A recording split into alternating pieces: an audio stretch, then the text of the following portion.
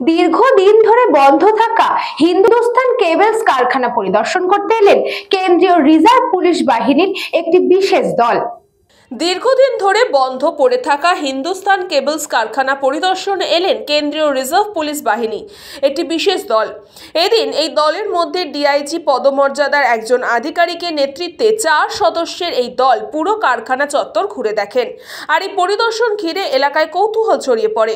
অনেকের মনে ভয়ের আশঙ্কা দেখা দেয়, বিশেষ করে যে সকল কোয়ার্টার্সগুলি বেদখল হয়ে রয়েছে তাদের মনে প্রশ্ন ঘুরপাক খাচ্ছে। তবে সাংবাদিকদের এড়িয়ে পরিদর্শন করতে আসা কেন্দ্রীয় দলের কোনো আধিকারিক কোনো মন্তব্যই করেননি, যা নিয়ে এলাকার মানুষের মনে কৌতূহল ও প্রশ্নের জন্ম দিয়েছে।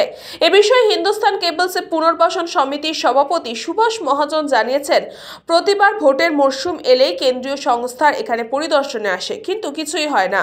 তবে আমাদের একটাই দাবি, এই জায়গা নতুন শিল্প স্থাপন করা হোক। শিল্প এলেই এলাকার সাধারণ মানুষ কর্মসংস্থানের সুযোগ তৈরি হবে। সিআরপিএফ এর অফিসাররা ছিল এবং দুখানা গাড়িতে ফোর্স নিয়ে এসেছিল, পুরো হিন্দুস্তান কেবলসটা পরিদর্শন করলো এবং তারপরে আমাদের এডি বিল্ডিংয়ে ইউনিট হেড যে আছে আর.এন. ওঝা, ওনার সাথে দীর্ঘক্ষণ মিটিং করবেন।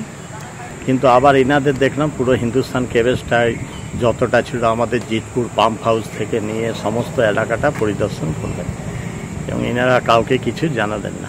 কি মনে হচ্ছে? কিছু মনে হবার নেই। কেন্দ্রীয় সরকার প্রতি বছর বছরে একবার দুবার করে এরকম পরিদর্শন করে। এখন নির্বাচন এসছে, নির্বাচনের আগে একটু বাংলাকে যদি কিছুভাবে মানুষকে বিভ্রান্ত করা যায়, অশান্ত করা যায়, এই চেষ্টা চলছে। ফ্যাক্টরি আসতে হবে, কর্মসংস্থানের দাবি আছে, চাকরি দিতে হবে। এর জন্য যা সহযোগিতা দরকার আমরা সবাই মিলে করব। ব্যুরো রিপোর্ট, নিউজ পঙ্গ টাইম।